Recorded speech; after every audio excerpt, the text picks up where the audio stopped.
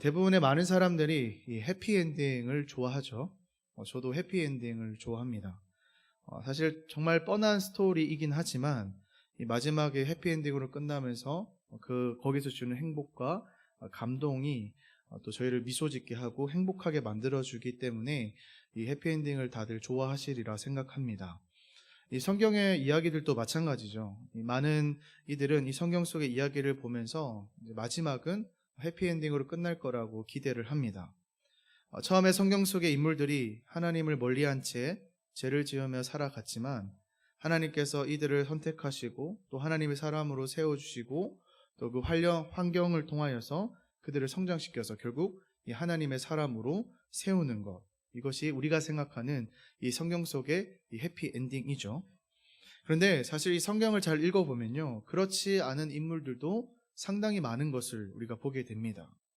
이것은 하나님의 계획이 실패했다라고 우리가 보는 것이 아니라 하나님께서, 우리가 기도원 얘기도 보겠지만 계속 뭐예요? 하나님께서는 기회를 허락하시고 표적과 이적을 보여주심에도 불구하고, 그렇죠, 기회를 주셨음에도 그들이 손을 잡지 않았다는 겁니다. 마치 하나님께서 이 세상을 다 창조하시고 모든 것들을 다 누리게 하시면서 뭘 주셨죠? 이 선악과를 주셨잖아요. 많은 사람들은 선악과를 주심으로써 하나님 왜 그러냐라고 할 수 있지만, 사실 반대로 생각해보면 하나님께서는 이 선악과 외에는 다 누려도 된다라고 하셨다 말이죠. 근데 우리 인간은 어떻습니까? 딱 한 가지 하면 안 되는 그것을 하게 되더라는 것이죠. 하나님께서 주신 것을 보지 못하고 그것에 꽂혀서 그것을 취한다라는 겁니다.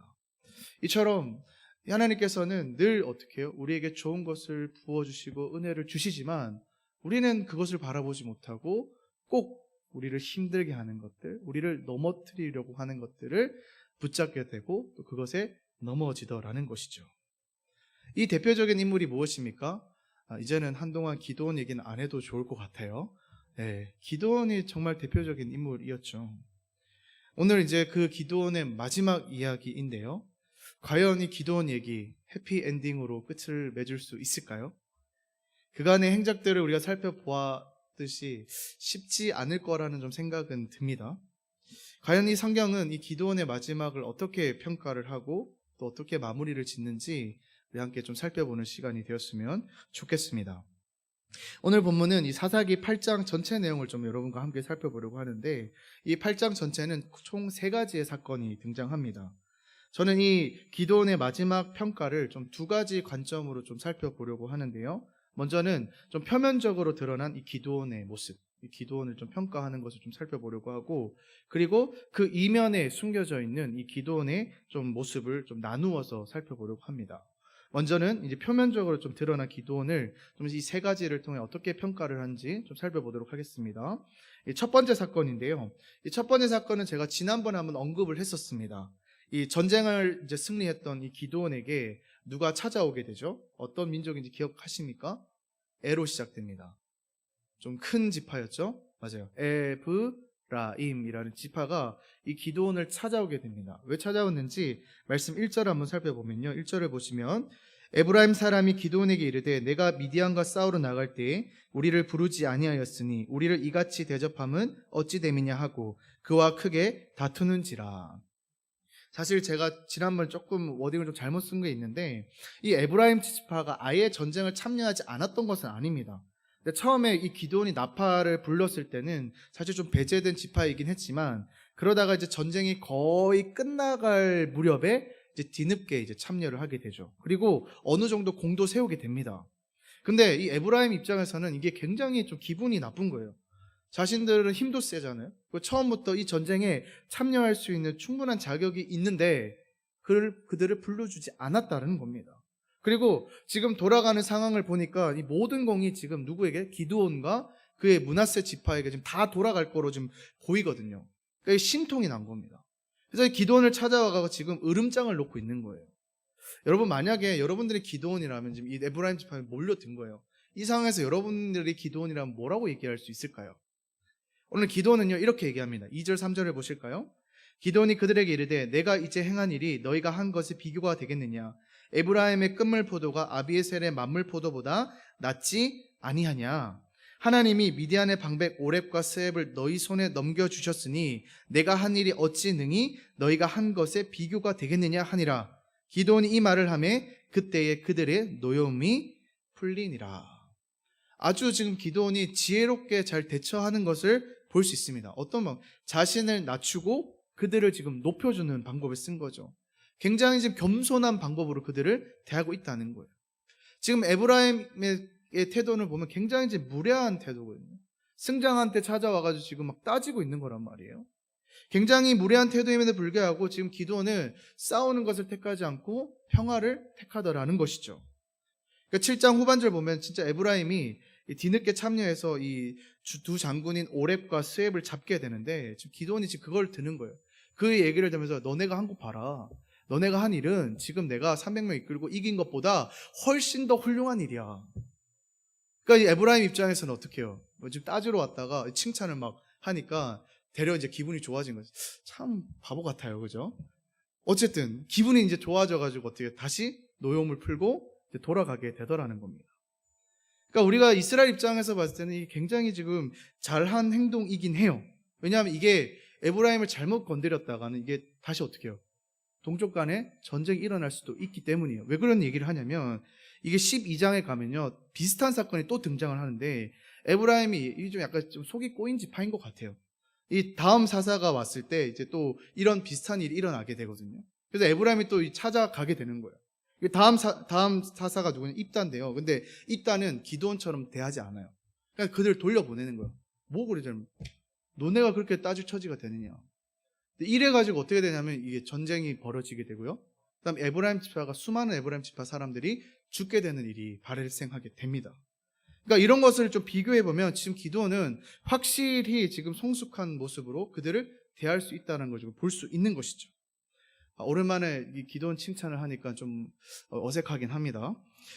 계속 욕만 하다가 좀 기분이 좀 이상한데 아직 남았어요. 또 칭찬할 게. 두 번째 사건을 좀 가보면요. 이제 아까 이 에브라임과 이렇게 문제를 현명하게 좀 처리하고 난 다음에 이제 이 기드온이 뭘 하냐면 아직 이 미디안들이 지금 도망가고 있었던 중이거든요. 이 기드온이 그거를 이제 붙잡으러 끝까지 가는 거예요. 끝까지 쫓아갑니다. 제가 봤을 때 이 정도는 좀 충분할 것 같은데 기드온은 이 미디안의 남은 두 왕을 잡기 위해서 포기하지 않은 최선을 다하는 거예요. 힘들고 피곤하고 배가 고프지만 수많은 수고가 따르지만 그 어려움들을 다 극복하고는요 결국엔 어떻게 이 두 왕을 사로잡게 됩니다. 이스라엘 입장에서는 완벽한 승리를 거두게 되는 것이죠. 그러니까 백성들의 입장에서는 야 이거 끝났구나. 하나님이 아니죠. 이 기드온 앞에 내세웠더니 승리를 할 수 있구나. 지금 그들의 입장에서는 이 기드온은 뭐예요? 위대한 지금 승리자로 평가를 받게 되더라는 것이죠. 그래서 이어지는 사건에 보면 무슨 일이 벌어지냐면 이 전쟁의 마침표를 딱 찍은 다음에 기드온에게 이스라엘 사람들이 몰려오게 되는데요. 그들이 몰려와서 기드온에게 이렇게 얘기합니다. 22절을 보실까요? 그때 이스라엘 사람들이 기드온에게 이르되 당신이 우리를 미디안의 손에서 구원하셨으니 당신과 당신의 아들과 당신의 손자가 우리를 다스리소서 하는지라. 사실 이게 하나님이 좀 우려했던 장면이긴 하죠. 지금 기드온에게 뭐라고 하는 거예요? 우리를 다스려 주세요. 우리의 왕이 되어 주세요. 근데 기드온뿐만이 아니라 기드온의 대대손손을 이어서 아들의 손자의 손자까지 우리의 왕이 되어 달라고 지금 얘기하는 것이죠. 지금 여기서는 왕이라는 표현을 쓰고 있진 않지만 지금 기드온에게 뭐라고 지금 왕을 요청하고 있는 것이죠. 그런데 굉장히 놀라운 것은요. 이 요청에 대해서 기드온이 어떻게 대답을 했느냐. 우리 23절 한번 보실까요? 이렇게 얘기합니다.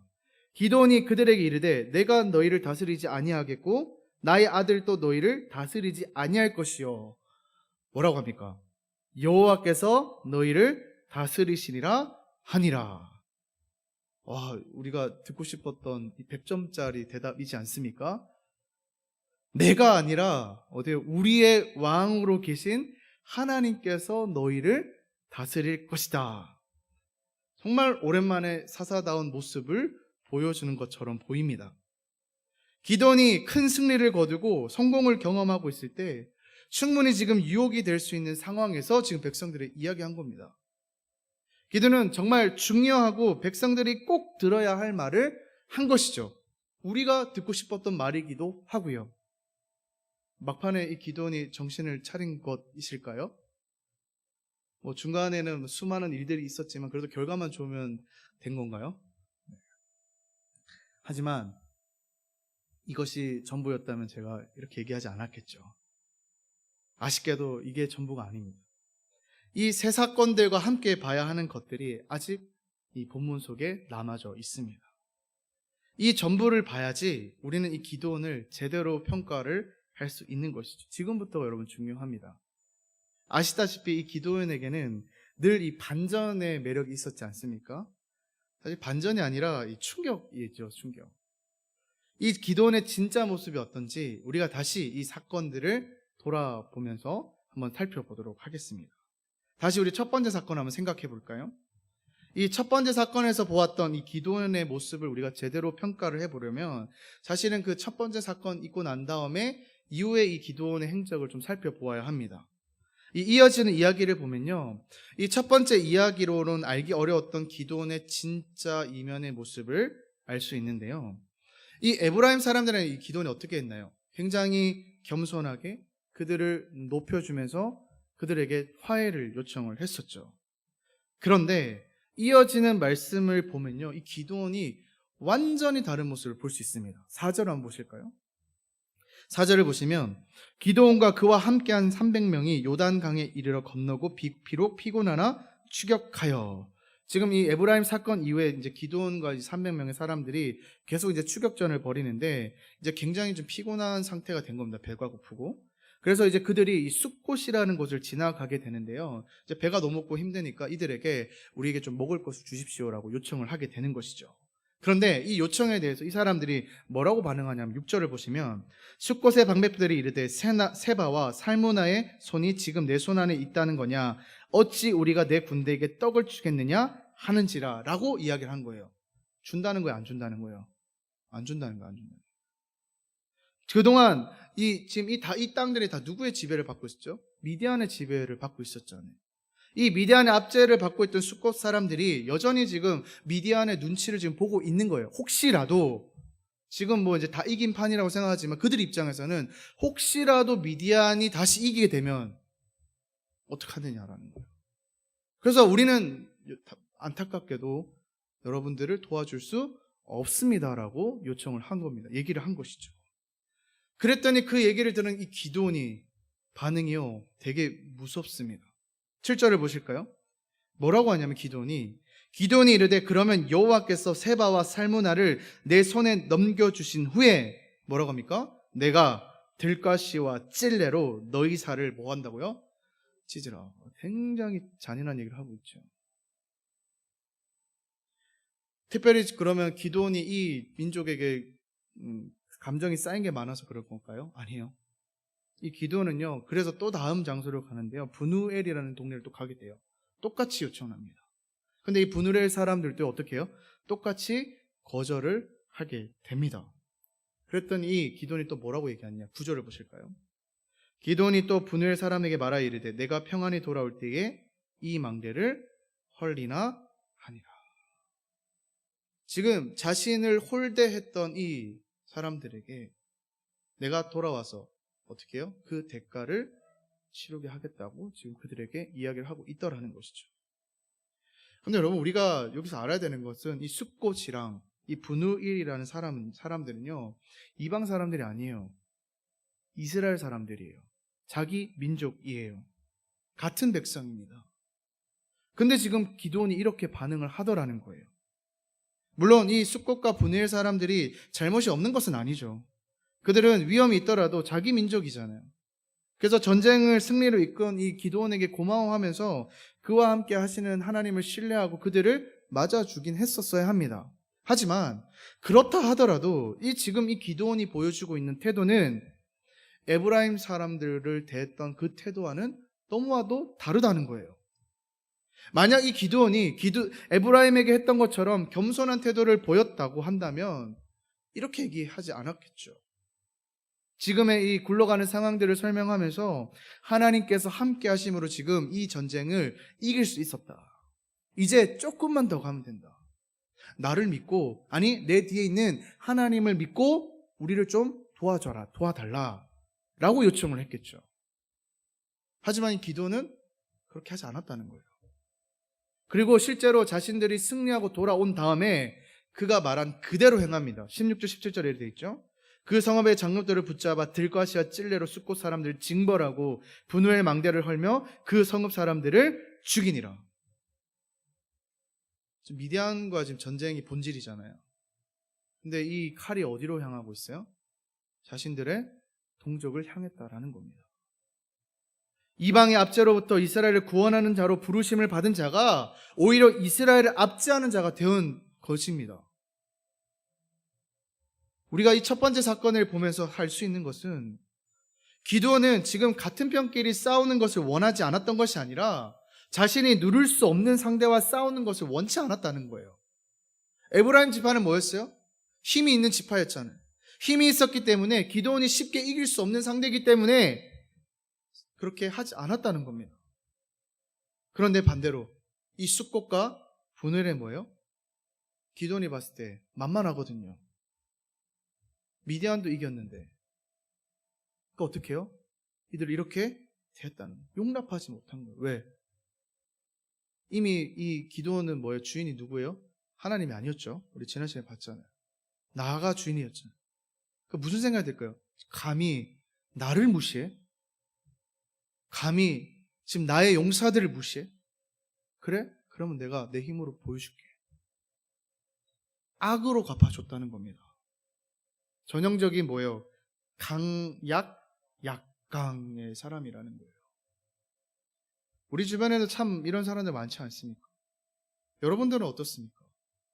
근데 우리가 정말 하나님의 사람이라면요, 이럴 수 없어요. 왜요? 우리 뒤에는 어마어마한 큰 존재가 있기 때문이죠. 어마어마한 존재, 하나님, 예수 그리스도라는 존재가 있는데 우리가 어떻게 비굴하게 뭐요? 약강의 인생을 살아갈 수 있느냐라는 것이죠. 예수님 보십시오. 우리가 이제 다음 주부터 고난주가 이제 부활주간을 통하여서 예수님의 좀 얘기를 좀 살펴볼 건데요. 예수님도 보십시오. 예수님은 약한 자에게는 한없이 약했어요.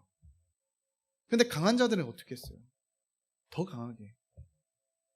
독사의 자식들아. 이 내 안에 하나님에 대한 존재가 없는 사람들은 이렇게 살 수밖에 없습니다. 하나님에 대한 존재가, 내 뒤에 하나님이 있다라는 그 존재의 의식이 흐릿한 사람들은요, 어쩔 수 없어요. 하나님이 날 지켜주겠다는 생각이 없거든요. 그러니까 어떻게 해요? 비굴해를 질 수밖에 없는 거죠. 강한 자에게 어떻게 해요? 약하게 붙어야 되거든요. 되려 약한 자가 어떻게 해요? 큰 소리. 네? 그래야 내가 살기 때문에. 사랑하는 여러분, 바라옵기는 정말 이 약각 강량의 인생이 아니라 예수님처럼 정말 뭐죠? 약약 강강의 인생을 살아가는 여러분들이 되시기를 소망합니다. 다음으로 두 번째 사건인데요. 이 기드온은요, 이제 두 번째 사건에 포기하지 않고 이제 미디안 왕들을 이제 붙잡았다고 했잖아요. 그렇게 끈질기게 추격하면서 이 미디안의 왕들을 잡았던 이유가 무엇이냐? 완벽한 승리를 위해서. 그러면 참 좋겠지만 그게 또 아니라는 것을 말씀을 통해 볼 수 있습니다. 18절 한번 보실까요?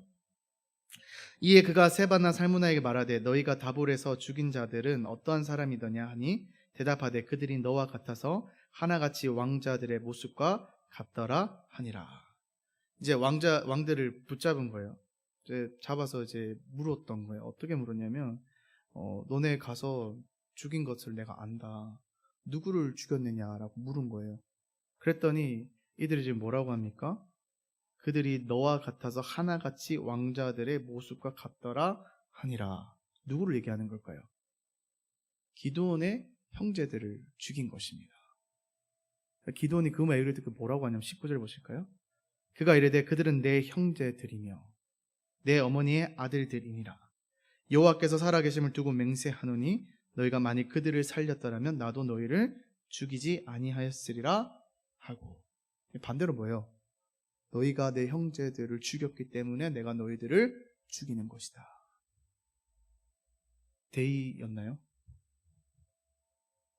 지금 이 기드온이 왜 이렇게 끈질기게 추격해서 이들을 잡은 것일까요? 자신의 형제들의 복수를 하기 위해서. 그러니까 눈이 어떻게 됐을까요? 뒤집어진 거예요. 감히 너희가. 아마 자신의 형제들이 죽었다는 소식을 안 들었으면 이렇게까지 안 했지 않았을까. 이 기드온이 눈이 뒤집어서 가니까 결국에 우리 첫 번째 사건도 왜 그랬을까요? 막 지금 열받아서 좀 씩씩거리고 있는데 밥 좀 달라니까 밥을 안 주니까 어떻게 해요? 그래? 죽어라. 목적이 지금 다른 겁니다. 여러분, 우리도 때때로 우리 인간관계 속에서 어려움을 겪을 때가 있죠. 갈등을 겪을 때도 있습니다. 또 친한 사이이라도 또 의견의 충돌이 있을 수 있고 또 싸울 수도 있고 또 공동체 안에서 분쟁이 일어날 수도 있습니다. 우리가 그럴 때 어떻게 처신을 해야 될까요? 나에게 망신을 줬다고? 내 마음에 들지 않는다고?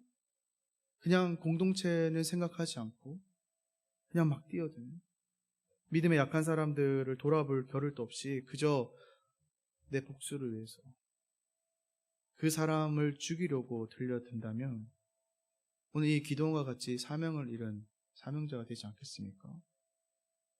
오늘 이 기도원의 복수심 때문에 정말 죽지 않아야 될 사람들이 너무 많이 죽었어요. 여러분, 우리는 이런 개인적인 복수심은 버려야 합니다. 물론 덮으라는 얘기가 아니죠.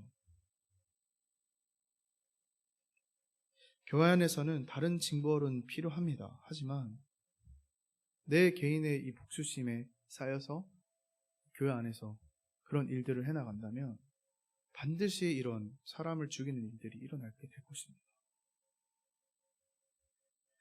마지막으로 세 번째 사건을 볼까요?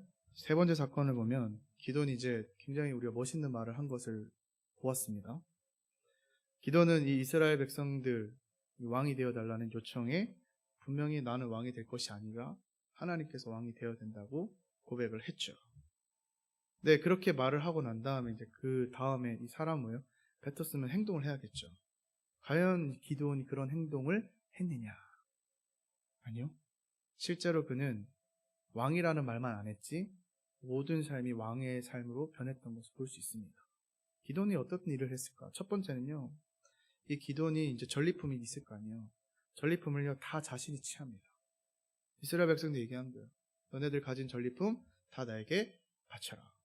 그러니까 이스라엘 백성들 입장에서는 이게 아까 자기 종족들이 죽는 이 피해 보고 봤잖아요. 그러니까 무슨 생각이 들까요? 야, 이거 잘못 보였다가는 죽겠다 나도. 다 갖다 바쳐. 두 번째는요, 이 기드온이 뭘 하냐면 금으로 에봇이라는 옷을 만들게 됩니다. 27절을 보실까요? 기드온이 그 금으로 에봇 하나를 만들어 자기의 성읍 오보라에 두었더니 온 이스라엘이 그것을 음란하게 위함으로 그것이 기드온과 그의 집에 올무가 되니라. 이 에봇이라는 것은 대제사장들이 입는 옷입니다. 대제사장이 하나님께 제사 드릴 때 입어야 했고 또 하나님의 뜻을 알기 위해서 사용했던 옷이 바로 이 옷입니다. 에봇이라는 옷입니다. 근데 지금 그 옷을 지금 뭐로 만들어요? 금으로 만들어가지고 자신의 성읍에 떡하니 지금 두게 되는 거예요. 결국 뭐예요? 기드온이 자기가 있는 곳을 특별한 곳으로 만들어서 백성들이 하나님이 아니라 누구를 보게? 기드온을 보게 한 겁니다. 그리고 이때가 보면 이 옷이요 나중엔 우상이 됩니다. 우상이. 하나님이 굉장히 어이가 없을 것 같긴 해요. 기껏 이렇게 끌어왔는데 우상을 없애려고 구원자를 사사를 보냈더니 우상을 떡하니 이제 만드는 꼴이 된 것이죠.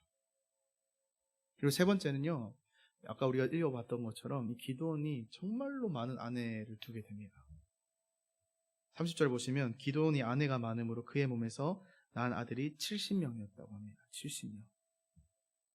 정부인도 많았고요. 첩들도 되게 이게 뭐 옛날에 왕들이 했던 행동들이죠. 그리고 되게 웃긴 거는 이 첩들에서 낳은 아들이 있는데 아들이 아비멜렉이라는 사람이 나타나는데요. 아비멜렉의 이름의 뜻이 뭔지 아세요?